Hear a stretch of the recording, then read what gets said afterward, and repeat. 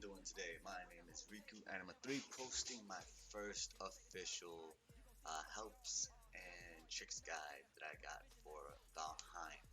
Alright, first and foremost, you can always find me playing this game over on Twitch, which is right over here. Riku Anima 3 is my handle. I live stream every Tuesday, Thursday, and Sunday at 9:30 p.m. Eastern Standard Time.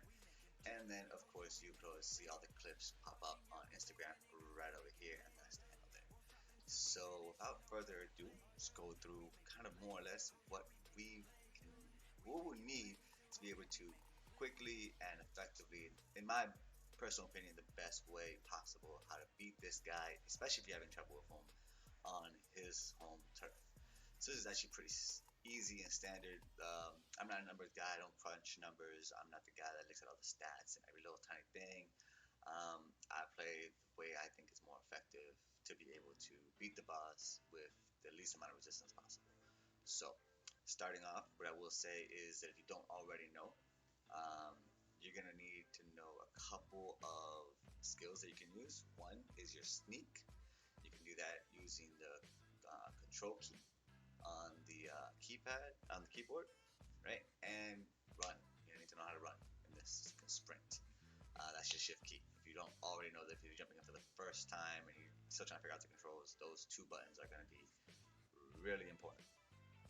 With that being said, right, a couple things to look into is going to be a workstation. You're going to need a workstation right away, and to build a decent size, not too big, doesn't have to be crazy, but a decent size shelter so you can stay there at night, rest up when you're in the bed you make, be able to cook your food in peace without monsters consecutively aggroing you, and then all of a sudden you're in a battle, trying to rest up, and instead you're fighting, right? So the first weapon you're gonna need is gonna be your crude bow. Right? Doesn't have to be level 2, it could be a level 1. Just get a bow. I think I used about 40 flame arrows, 20 wooden arrows, and I don't think I even used all of them. Obviously, you're gonna need your axe to cut down the trees. You'll need the materials, but also you can use that as a good weapon in this fight coming up. And I'll go ahead and explain how the axe is gonna be so effective against this electrifying deer. He's a deer. We're big deer, but he's a deer. Elk? I don't know. Anyway, so the reason bow is so important is because you're going to need to have, in my personal opinion, try to get the leather gear. At the very minimum, the leather gear. To get the leather gear, you're going to need to have deer. Deer skins are really hard to get because the moment you get close to a deer, the dude runs away.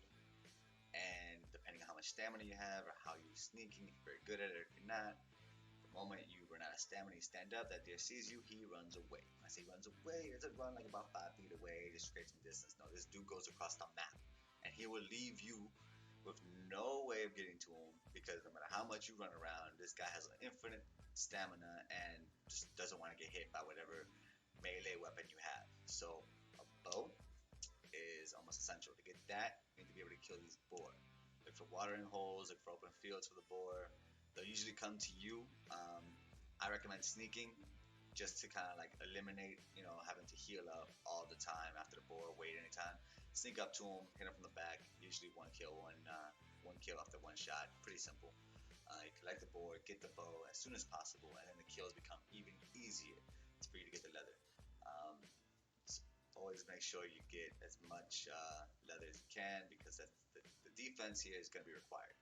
This deer has electrifying blast. If you can look at the bottom left hand of this screen right now, to give you an idea, it's right there. This dude shoots off lightning from a distance. So you might not be able to dodge it. You might be able to dodge it depending on your situation, how good you are at hitting that, dodge key fast enough. But the leather gear does help you out. I think I got hit by 2 of them and I took almost no damage. Like 5 or something. So not that big a deal. So definitely the gear is gonna be important. The bow is gonna be important. Now, some people recommend making an outpost nearby the boss's area so you can store your materials in them so you don't lose them all. I did that just because of prior experiences of video games. You save before you go into a boss fight. For me, it didn't work out very well. I think my biggest mistake was that I put the checkpoint or my little storage facility too close to the boss. So the moment the boss saw me, like the moment his health meter showed up, he wasn't playing. He came to kill me. Um, didn't give me enough time to get in there and grab it. Not only that, but if you die after you've been killed already and you lost all your weapons in the main fight where the boss spawns, um, well then you ain't gonna get those weapons back, and those weapons are just as tedious to get as as the materials you had to get them. So you're wasting materials there. What I would recommend, in my opinion, is this boss has a huge desire to kill you. He does. He will follow you across the map, and that's where that sprint key is going to be very important. But I recommend this battle. You get all your stuff, you build up your house, make it decent so it can kind of survive an onslaught. The buildings work pretty well. They're sturdy, even against a boss. So what I recommend is once you have your fortress set up, once you have the initial weapons you need, again, bow, arrows, maybe an axe, that should be enough. As long as you have the defense to survive that blast right over here. Once you survive that blast, everything else is manageable. So, what you'll do is go ahead to the spawn location. Spawn the boss. He is going to chase you down. And when I say he will chase you down across the entire map. Now, I did this by accident, but it helped out a lot because he chased me down all the way to my home. All right, to my little fortress of solitude, which all I had to do at that time was just make it a little bit stronger so I can go ahead and take care of this man. Right, too easy. Once he's there, break up a hole in the wall so you can shoot from a distance. Maybe even go on a second floor. Like if you look at the top um, right hand of my screen, you'll see that I have a little. Right next to my bed, there's like a little window I opened up. After that window was opened up, I used that to go ahead and shoot the boss down from the top floor. It makes it a little bit easier, get a little more high ground on him, and you're in your own home. It takes him a while to break down that home, so you have a place to defend yourself, right? Great cover, great concealment. You're no longer in his AO, he's in yours. You control the battlefield at this point, right? With that being said, being that it's a house, um, when he broke down the bottom um, left of my screen, he actually got stuck on that one opening he broke down for I want to say 3 to 4 seconds. He just kind of glitched in, glitched back out. But I took that opportunity, and this is what I'm talking about the axe. Once he's stuck in that location, once he's trying to figure out where to go next, because you kind of like locked him in with your own builds, and he's trying to break through, just take a couple shots at him. His life will go down a little bit quicker. Make sure you do those heavy shots, the special moves that you got him, lower him down. And if you look at the actual bottom right of the screen, right here, you can see that I actually killed him with the axe. I didn't need the bow and arrow. He was just walking around. He was kind of static, using his crazy little lightning move on me over and over. But the walls took a lot of the damage, and whatever damage the walls didn't take, I took not as much due to the armor that I had. But that's basically it. I mean, I know it's kind of a long explanation, but the simple and easiest way to look at it is instead of fighting him in the forest, where you basically are a visitor in his home, make him a visitor in your home, right?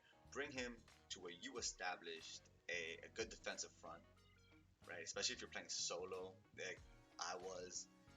It's very helpful to have,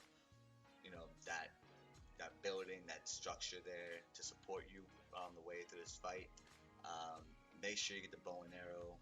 Make sure you get the armor. And basically, with those three things, you will have an easier time. Because even if you die, right, and you already made your spawn point, that bed up there, let's say you died to this fight in your own home.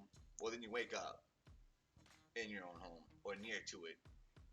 And instead of having to go into an open field to get your dead body back with all your weapons, you can literally just go back into your house, find whatever door you made. I had two doors in my house, right? So depending on if I were to die, I could have gone in either way number one, way number two, and got my weapons back, which is just as important, as not as important as the materials you would need to make the weapons, because you don't want to waste materials. That's just wasting time. And as a dad with 4 kids, I mean, I don't got time to waste like that. I like to get into the fight quick. So this goes out for anyone who just doesn't have that amount of time to continually gather and everything. You want to make the most out of the stuff that you did, bring them to your home, right? So thank you for making it. If you made it to the end of this video, right? If it did help you, hit that like button. If you want to see more great content, which I'm just starting off, but if you do want to see me continue producing, hit that subscribe. I'll just continue to push out more helpful guides, and not just this game, but various different games that I play as well. If you ever want to stop by, say hi, or even play with me over here on Twitch, you see right over here. That's my handle, Rika Anima3. And if you ever just want to see the clips or just chat or have fun and see crazy things that I've been doing on my day, right there is the Instagram. Right? You guys have a great day and happy hunting.